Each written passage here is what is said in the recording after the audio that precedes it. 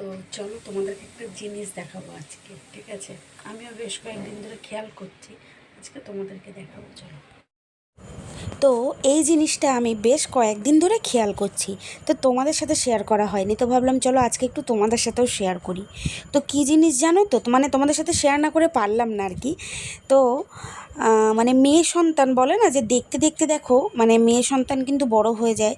তো সেরকমই আমার এই যে ছোট্ট পুতুলটা কবে যে দেখতে দেখতে এতটা বড় হয়ে গেল, তার কারণ কেন বলছি মানে সেটাও তোমাদেরকে বলছি।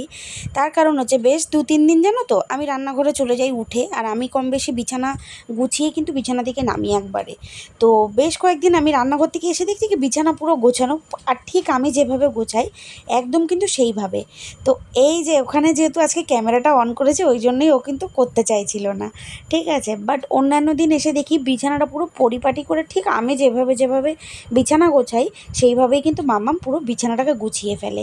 তুমি দেখো ঠিক আমি যেভাবে ভলুটাকে রাখি, আমি ঠিক যেভাবে বালিশগুলো গুছাই। তো তাই বলছি দেখো, মানে আমার এই ছোট্ট পুতুলটা দেখতে দেখতে কতটা বড় হয়ে গেল, আজকে মার হাতে হাতে কাজ করে দিচ্ছে, তাই না? তো মেয়ে সন্তানরা হয়তো এরকমই হয়। যাই হোক, কিন্তু মেয়ে বলে না, এখন হয়তো ছেলেরাও অবশ্যই মার হাতে হাতে হেল্প করে, কম দেখেছি অনেক বাচ্চা কাচ্চাই করে মার হাতে হাতে। তো এখন ছেলে মেয়ে বলে না, কিন্তু তবুও দেখো এই যে ছোট ছোট মানে ছোটোবেলা এই যে ছোট্ট ছিল কদিন আগে, দেখতে দেখতে বড় হয়ে গেল, তাই না বলো? তো আজকে দেখো এই যে বিছানা গুছিয়ে আমাকে হেল্প করছে, ঠিক আছে। আমি ওকে বলছিলাম যে তুমি কোথা থেকে শিখেছো, বলছে আমি তোমাকে দেখেছি করতে, তাই সেটা দেখে দেখে শিখেছি, তো আমি তুলবো, ঠিক আছে। মানে আজকেই সকালে ও আর কি জিজ্ঞেস করছিলো, তো আমি বললাম ঠিক আছে তোলো। তো প্রথমে আর কি ক্যামেরা অন করছিলাম, তা ভাবলাম চলো তোমাদের সাথে এই জিনিসটা না শেয়ার করলেই নয়, ঠিক আছে।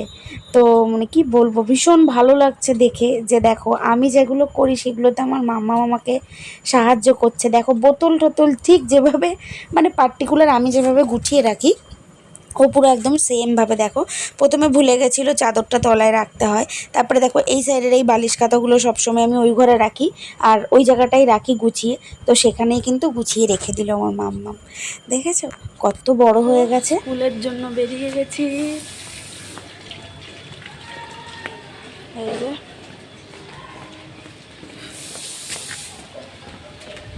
তাই তো, চলো। তো মামামকে স্কুল থেকে বাড়িতে দিয়ে এসে এবার হচ্ছে এই কাজগুলো সারবো।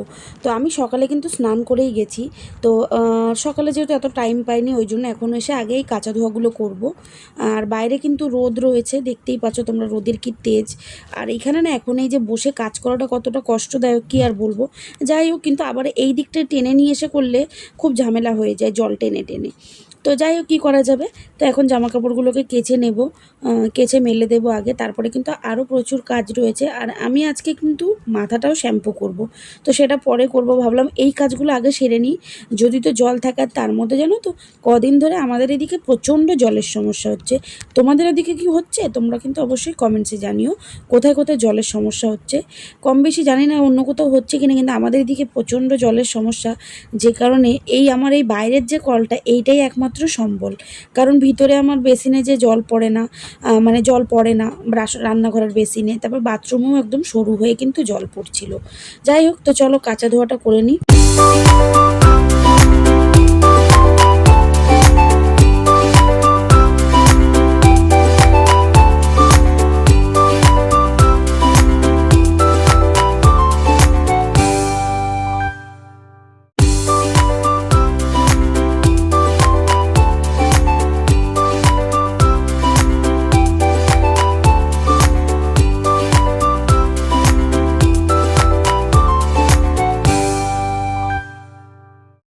দেখো এখন হচ্ছে করে নিলাম আমি শ্যাম্পু, কারণ হচ্ছে আমার হয়েছিল পিরিয়ডস।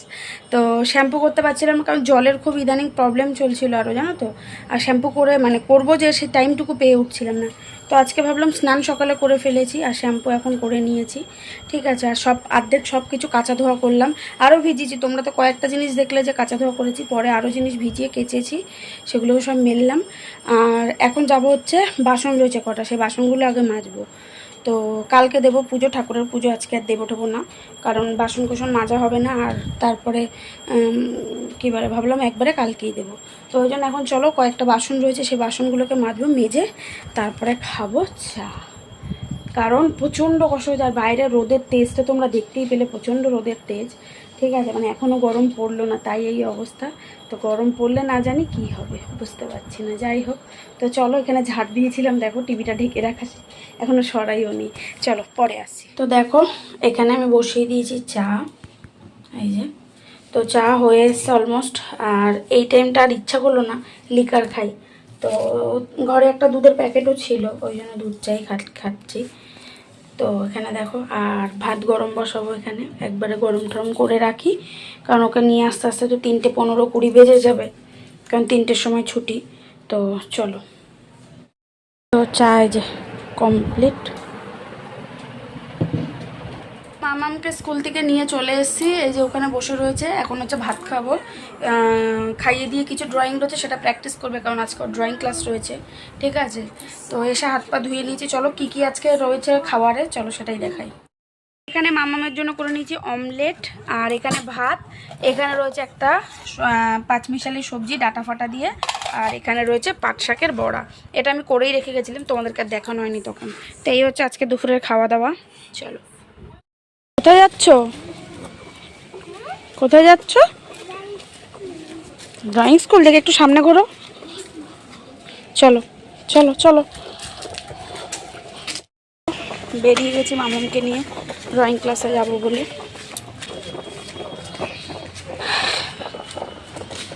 দেরি হয়ে গেছে, আর এখন জানো তো, মানে বেলা বড় তো, মানে দেখতে দেখতে বেজে গেছে। এমনি এসে খেতে খেতে 4:15 বেজে গেছে, খেয়ে উঠতে উঠতে।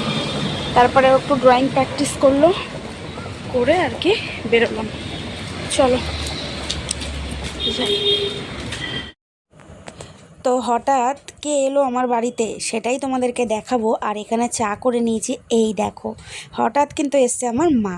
তো হঠাৎ আসেনি, মাকে আমি আসতে বলেছিলাম যে তুমি একা একা বাড়ি থাকবে, তুমি বিকেলবেলা আমার এখান থেকে ঘুরে যাবে এসে, যদি আসতে পারো। তো তার কারণ হচ্ছে কি, দিদি বাড়িতে নেই, দিদি গেছে একটা জায়গায় ঘুরতে। তো সেই জন্য মা কিন্তু বাড়িতে পুরো একা পড়ে গেছে।